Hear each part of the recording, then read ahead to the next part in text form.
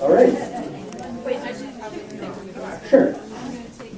Okay, everybody, this is Ben Clark, and he is the archivist over at Wausau area, or Maritime County Historical Society, and he has a really interesting thing that he does here, and he's going to tell you about it. All right. I'll use it anyway. It's always good if you have it, just in case. Thank you. Yeah.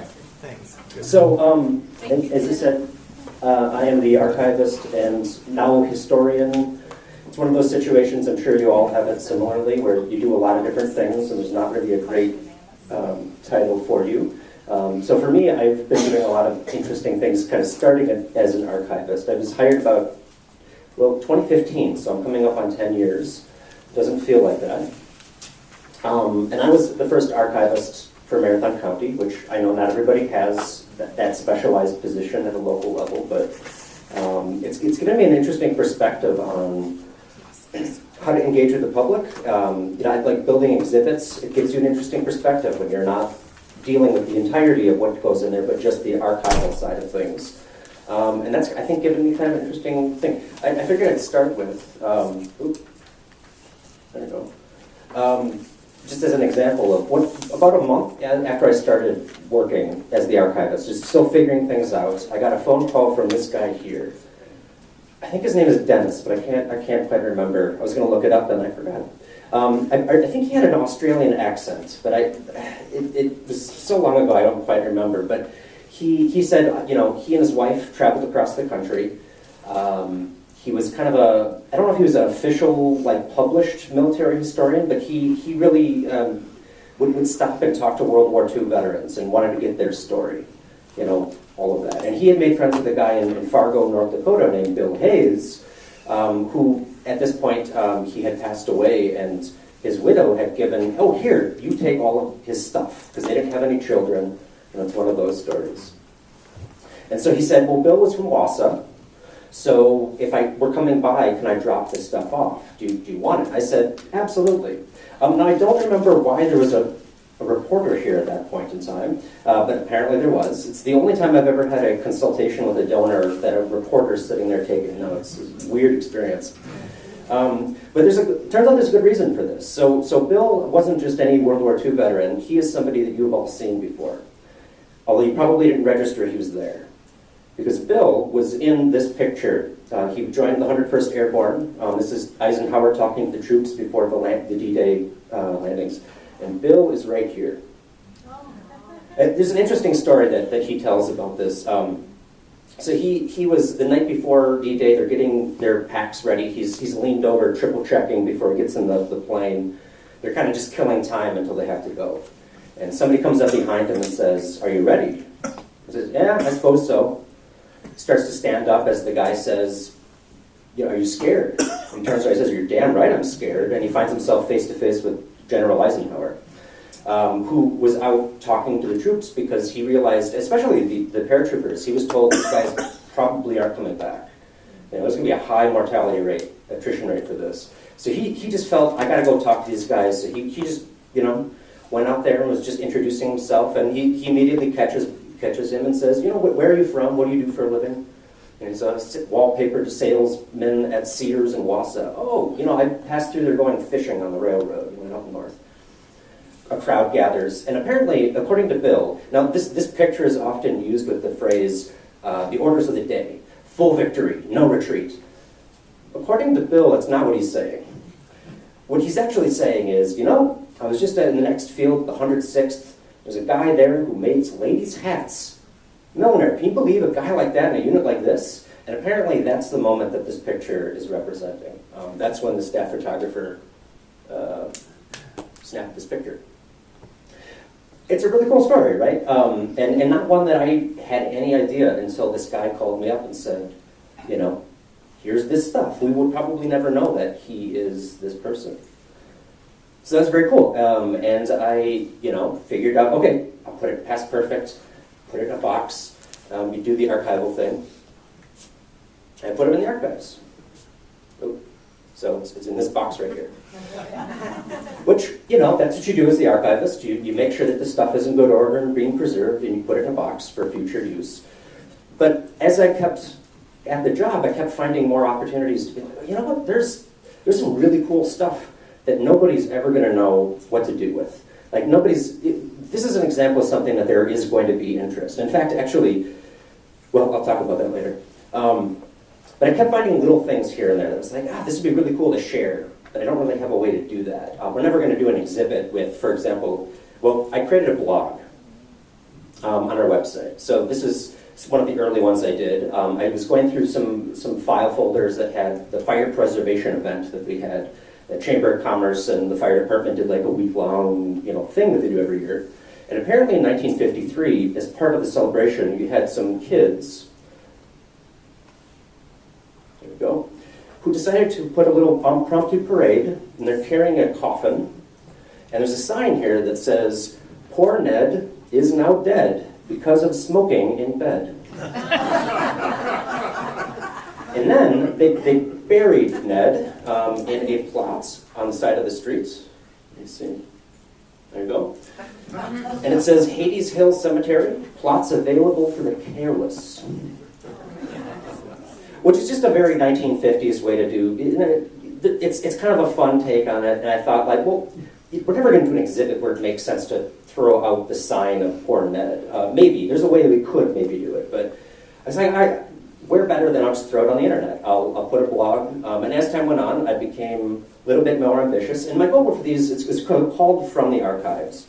And it was all about, take stuff that we have in our collection and show it up. So for example, in 1927, John Philip Sousa played a concert in Wausau with his band. And so I was like, well, we have the program from it. That's kind of cool. Daryl Hoglitz here was a teenage ski jumper in the late 1940s, back when ski jumping was kind of at a, there was initial excitement in the early 20s, and then it came back in a big way in the early 50s, and he's kind of in between there. And it's a great opportunity to use this scrapbook to talk about what is ski jumping and how did it develop in our community.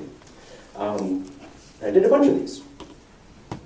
Eventually I did get to the famous face of Bill Hayes. And as time went on, I got a little bit more ambitious. I did some two-parters.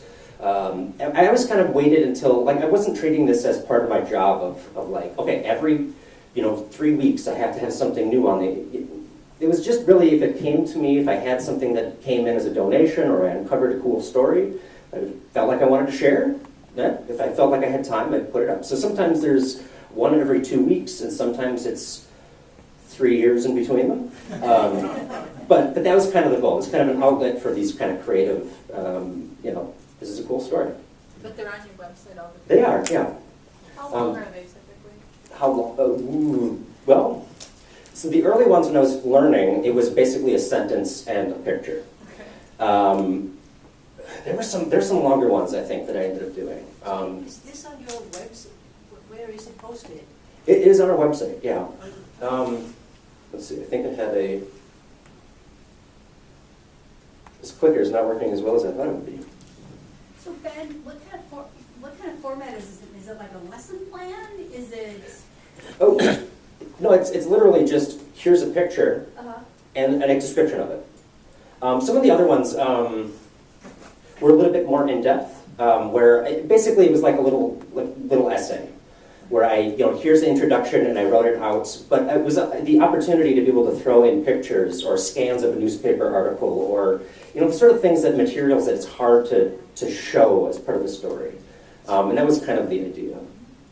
A big thing right now in history education is using primary sources. Oh, yeah. In doing photograph analysis and document analysis.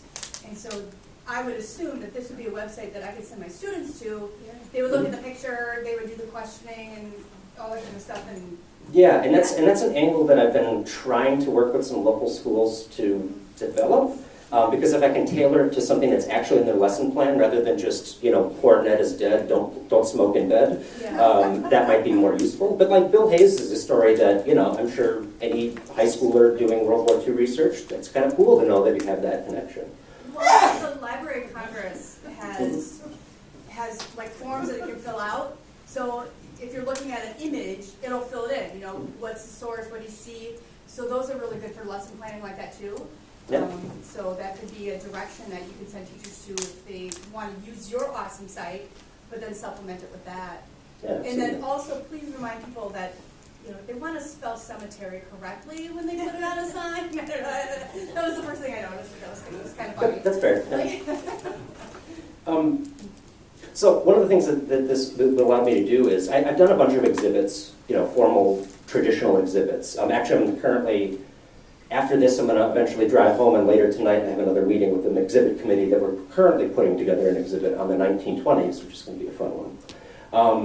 One of the interesting things with that is I work in conjunction with our artifact curators, and so they bring their experience of showing artifacts, and then I kind of be like, well, there's some really cool stuff in the archives, but it doesn't, like, I can't just put it in a glass case, it's a book, or it's a bunch of letters. Like, part of the experience of using archival material, which is kind of what I bring to the table, it's harder to do that in a physical exhibit. But a couple of years ago, there was a guy named Ed Jablonski in the area, and he had passed away recently, and he didn't have his family, and they kind of created a foundation. He was a business guy. He basically strange guy. He started his own window manufacturing company, which then he sold off once it became sort of sustainable. When he started another one, it's just always kind of starting new things. And around the year 2000, he started a window museum, which was this weird little, like, weird part of town. It was this old industrial fabrication building that had been turned into a museum. If you actually got inside, they didn't have hours, so you had to figure out how to get their phone number so that you could call them and set it. But it was a labor of love, right? And actually the window exhibit, like, there was a section about the window companies, of which there are a lot in Marathon County.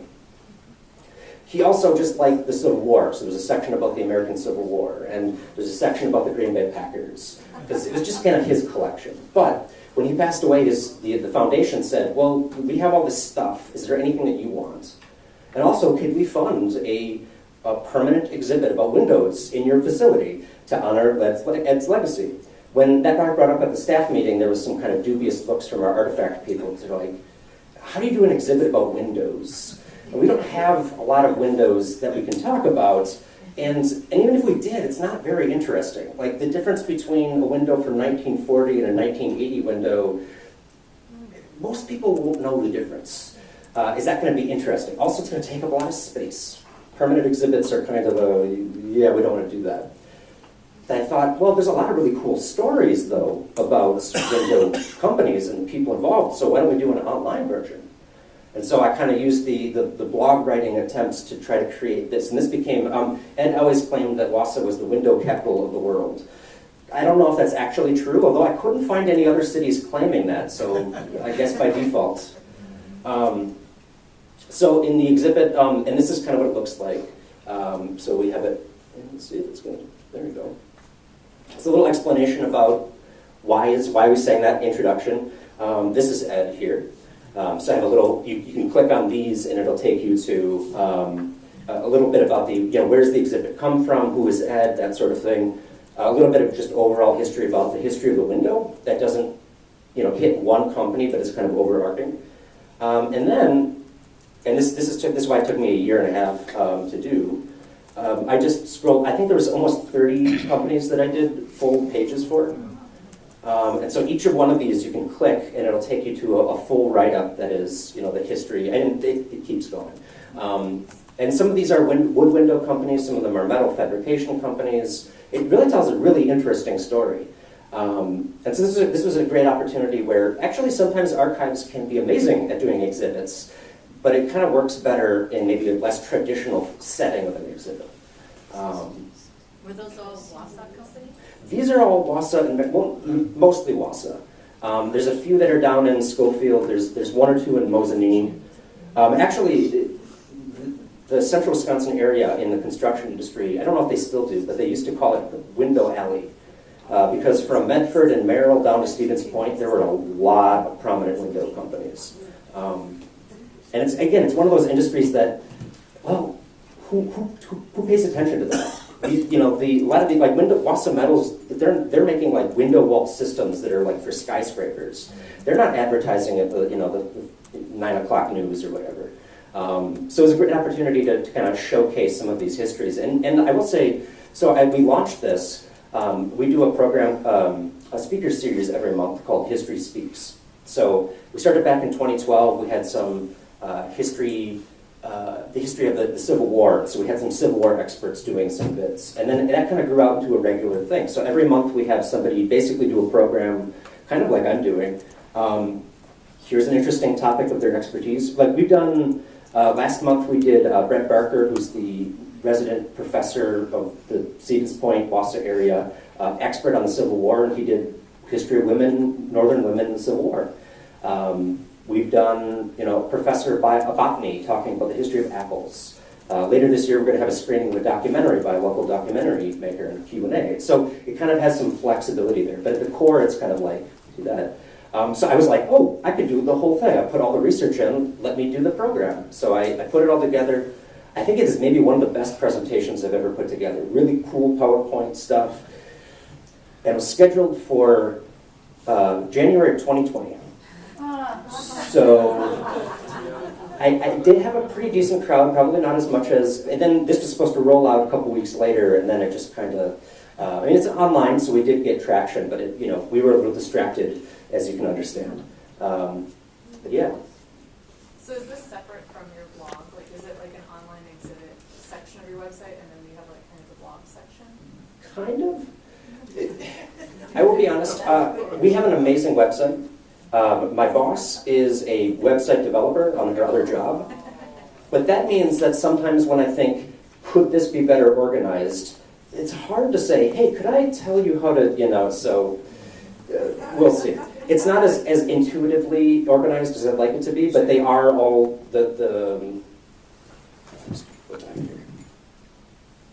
like the drop downs here, you can find it, it's just not necessarily the most intuitive.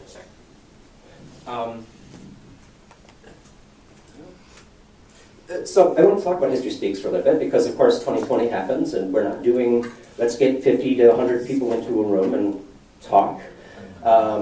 We do eventually bring it back, and I had been experimenting with some audio and digital or video recording, and so I was like, well, why don't we just do this? We'll get a speaker over Zoom, we can live stream it to our Facebook and YouTube pages. And so we started that up by the end of 2020, and eventually, of course, now I just do it, organize it in person. But while we were putting this together, we also, as our librarian Gary and I are stuck at home, we're like, well, we're not going out in the community doing programs, why don't we just start doing that as well? So we spun it off into History Chats, which is sort of a smaller version. So rather than like a full hour-long program every month, every week on Thursday at 12:30 to 1, we go live on our YouTube and Facebook live thing, and we just talk about a different topic every week. That wasn't the initial concept, it kind of evolved, but we've been doing basically this since September of 2020, almost, I think maybe there's like 4 weeks that we missed because of a full-on holiday. Where are you doing the History Chats? Facebook and what? YouTube. Yeah, so Facebook is where we had our biggest audience, so it made sense to do that. But Facebook, if you missed the program, and increasingly people aren't necessarily able to watch in the middle of the day on a Thursday like they were in early 2021. So we end up getting most of our views on YouTube after the fact because Facebook likes to say, here's the new thing, and then once it's not new, they don't, unless you go looking for it, they're not going to find it, whereas YouTube wants you to keep watching videos, so we end up having a longer life there. But you could probably do it on other platforms too. But those are the two that kind of we have already the following on it, and it makes sense to do. So the way that we kind of did this is, Gary Gisselman is our librarian. He had started with doing a program that we had to cancel because of COVID on the schools of the county. Let's just do it the old way. Which was, so we kind of spun it off into, he did like a week on rural schools, like the one-room schoolhouses, one on the church schools, one on the high schools. From there, there we go. I did some medical history, and then we kind of hit into a thing where and basically every month we pick a theme. So, for example, we might do, oh, there we go. People you should know, which is kind of a flexible thing we come back to. So for example, Louis Marchetti was a judge. He's a pretty prominent guy occasionally, and Marchetti's not a common name in Marathon County. So people might know who he was, but they might not know who he was. Like the name might make sense, but here's a more in-depth discussion about it. And these go for about 15 minutes to half an hour is usually what we do. Whereas Helen Ohm is another good example of somebody who, I think most people don't remember her, but she was in 1922 elected to be the first city councilwoman in the state of Wisconsin.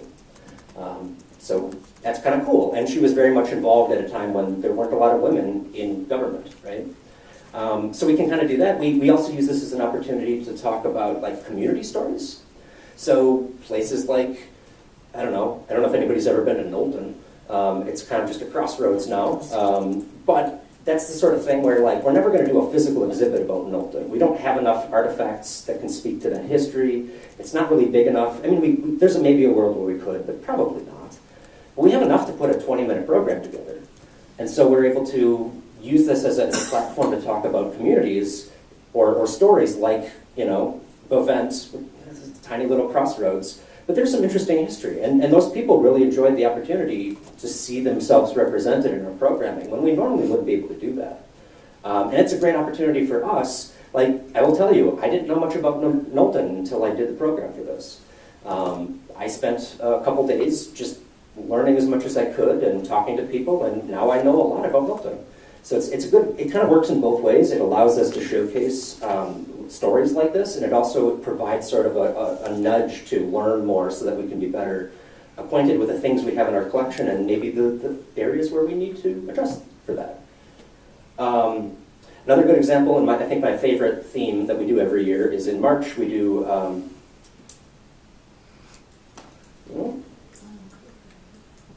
March Madness. So the idea being, we're going to take a map. Maybe this is a concept like, what is a plat map? How do you read it? You know, plat maps can be kind of confusing if you don't understand, like township, range, section, what are those things? Why does it exist the way it is? And then to use that plat map to show a story. Or like a Sanborn fire insurance map. Well, let's get a postcard and see if we can identify where it is on the map because it's a brick building next to, you know, those are kind of interesting things. More recently, it's kind of evolved for me to be able to use it as a vehicle to tell a larger story. So, for example, this year I found a map that was from 1887, I think it was. And it was a map of the railroad lands that had been given to the railroad to build the railroad. And they were trying to offload it to settlers. So it's like, contact our agent, and here's the county, and here's all the individual sections that are up for sale. And then they updated it by putting red lines over all the lands that had been sold. So you could kind of see this. And then the cool part is on the back, it had like a spiel about why you should settle in north central Wisconsin in English, German, Swedish, and Polish. And it's a cool opportunity then to like scrutinize that and say, okay, where did they get land and how did this develop and why does a railroad company own, I think they had 200,000 acres in Marathon County. It's a lot of money.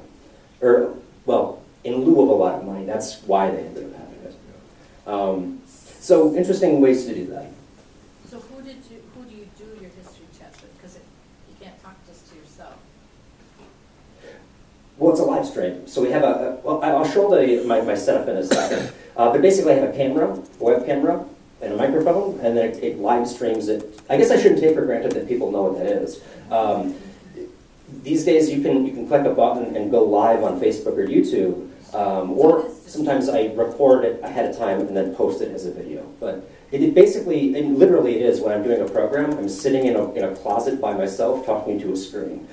Which is weird, it takes a little bit to get used to, but eventually you kind of forget that. Does that kind of answer the, yeah. Individual stories are kind of fun too.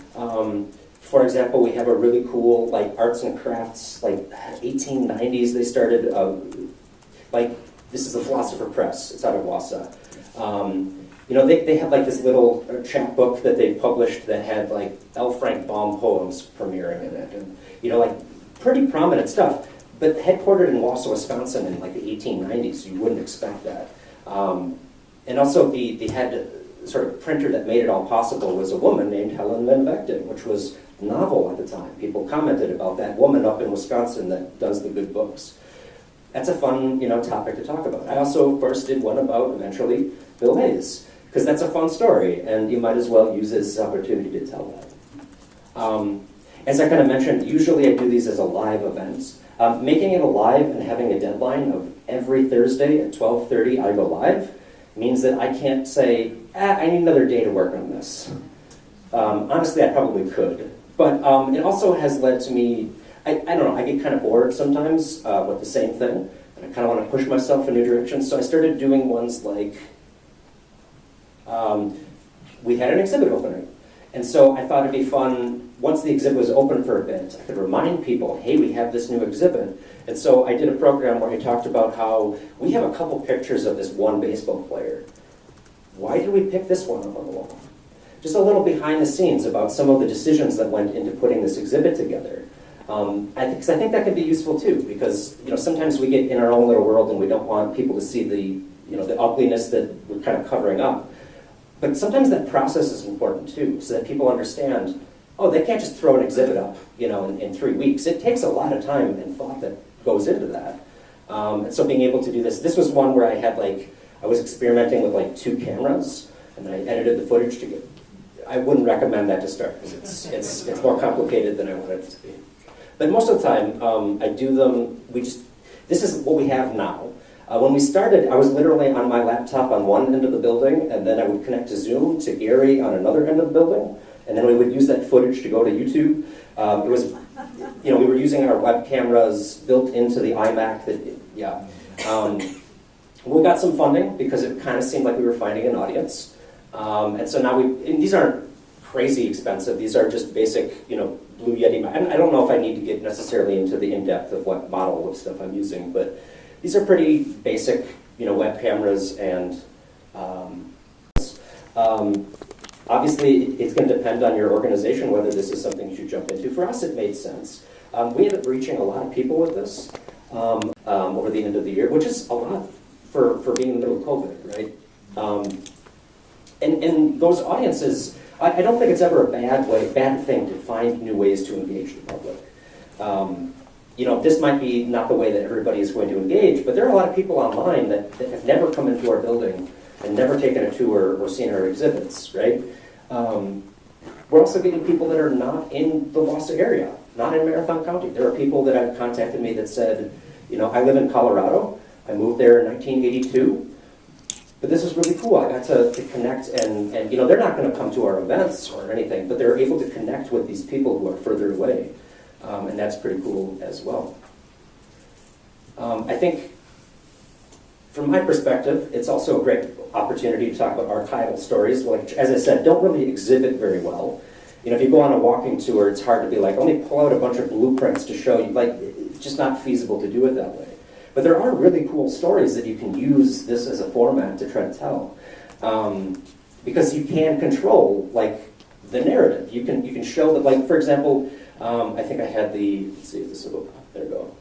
This one is probably one of my favorite programs I've ever done. This photograph is a reproduction of it. It's been hanging in our break room for the last 10 years. And then I came across the actual print in our folder. It's labeled Last Log Drive 1912. I was like, what does that mean? Last log drive? On Wisconsin ever? Because I looked into it and found that actually there was log drives on the Wisconsin River in Marathon County for another 15 years. So what's the deal? That launched me into this research. It turns out we have the original negative. The State Historical Society also has the original negative and digitized it. It's almost the exact same picture. What it turns out to be is it's a stereoscope.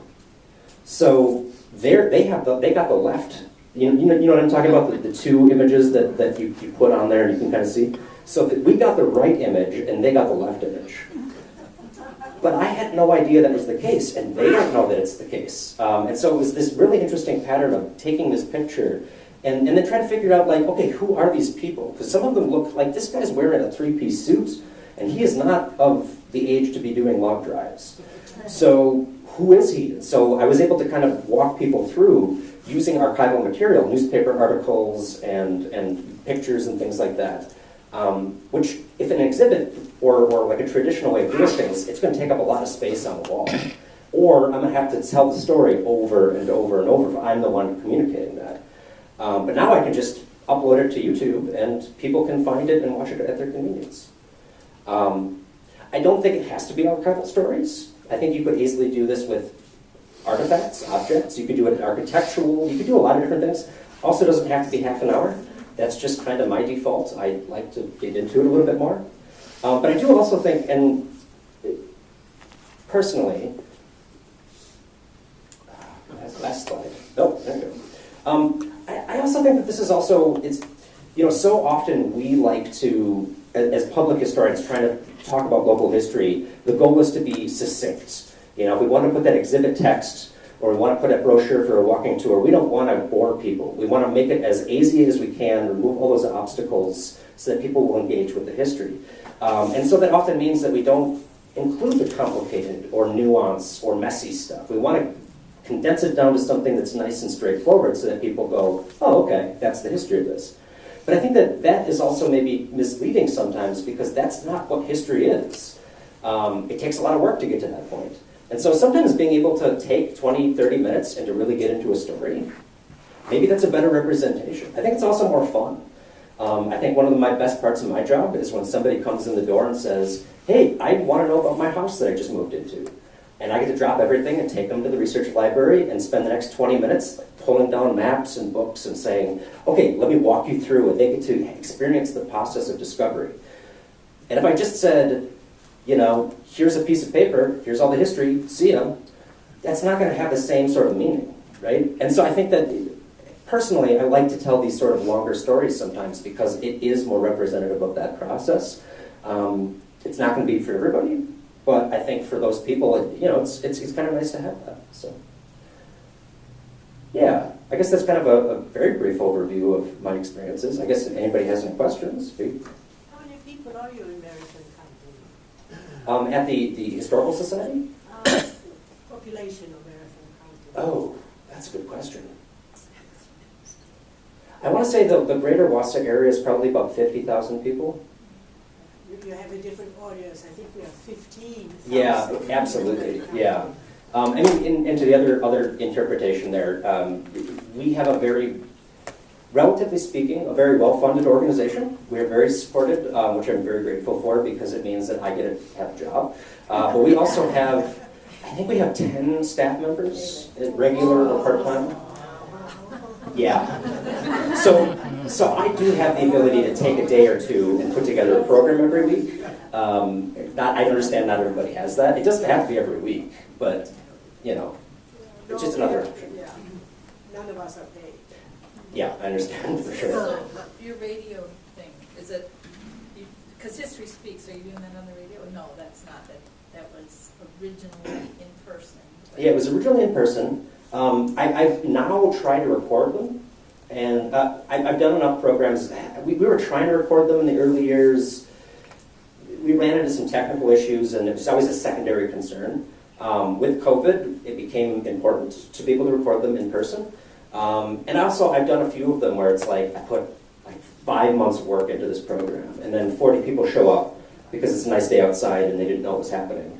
And then, well, I guess I'm just never doing this again. So if you're going to put the work in, you might as well have it. So I do try to record those now too, and put those on our YouTube channel. But again, that's a lot of work sometimes, especially the way that I'm doing it. But yeah. Okay, Luddite again here. So, Sure. How do you download stuff to YouTube? I mean, is there? You ask your kids. The 5-year-old granddaughter probably do it. Yeah. History classes, delegate your authority. And honestly, I could do a whole program just on the technical side of things, and I felt I might as well do an overview just because not everybody's going to need it. If you have a YouTube channel, there's a pretty easy, you just hit a button, and then it says upload, and you just drag a file, like a video file into the thing. If you do it as a live stream, all you need to do, I think you can even just hook up a camera. Like I could probably take out my phone and go live, and it'll do all of the work for you. Sure. The only thing is you probably want to go back and like give it a nice title and do that. It is pretty user-friendly, actually. Yeah. Do you do anything with your local schools or high schools to get students involved, or with some of your chats or anything else? Yeah, and it's a good idea. It's kind of one of those things where it's like, have ideas for how we can collaborate, but then we just have to do one because Thursdays come up, you know, and it becomes a lot harder. It's a lot easier for me to just say, all right, I'm going to spend the next 6 hours in my office just working on this, even though I think it probably would be more rewarding to have that interaction. But that is an option for somehow. I've been thinking about how to pivot, and that might be one of them. I will say that sometimes, I know that some of the school classes have used my programs. Like for example, how to read a plat map. Like that's kind of a nice, I think I did one on why Marathon County is the shape that it is, which is, it's not kind of an arbitrary thing, but that's kind of a fun thing that, that a high schooler might not think about. I actually even found out that a former intern of mine is now doing grad school in Chicago, and she assigned this as an option, so they can watch the history chats, and that can be extra credit, which I was like, wow, all right, cool. There's probably some way to do that, but yeah. I would say that probably would be helpful. Again, I have the time, and I've spent the last 4 years doing this. If getting started, that might actually be a great way to get started, is just to get some tech-savvy young people to, do the work. And then that also gives them sort of a product of their, involvement rather than just doing busy work or something like that. Yeah. Some kids in school already do multimedia presentations for their, their history topic or whatever they're supposed to do it. I was thinking when you're talking about that, it might be fun to try to get some of those that they've already created and then bring them into our own websites or something, because that's encouraging them to do it more, I think. Yeah, actually, it just occurred to me. So I don't know, the local history or History Day. We would judge those, and occasionally we haven't done it since the pandemic, but we would have the physical exhibits, so we would have like a showcase of them in our lobby. And I was just saying this, like, oh, I should see, they are doing documentaries and things. That could be kind of a fun thing to do. But yeah, like you said, young people are already doing this, and again, it's another way to reach them, because if that's how they're interacting with the world around them, being in those places can help. One of the history categories is creating a website. Yeah. So there are opportunities out there for students to do that. And there's a video one too. Yeah, I think there's a video or documentary. I'm not sure exactly if that's changed, but yeah. Have you monetized your YouTube channel? So it tells me that I'm eligible to put on a feature where people can use a special currency they can buy to tip us, but the answer is no, not really. We don't get that many views to really make money off of this. But I will say one of the byproducts is I've met quite a few people who, in 2021 stuck at home found us. And once everything opened up, they came in and said, just so you know, we just became members of your organization, and it's because we connected with you that we didn't have before. I was just going to ask if your attendance went up, because as you were telling all this stuff, I'm thinking, I want to go there. Yeah, it's hard to know, right? Because this is getting started.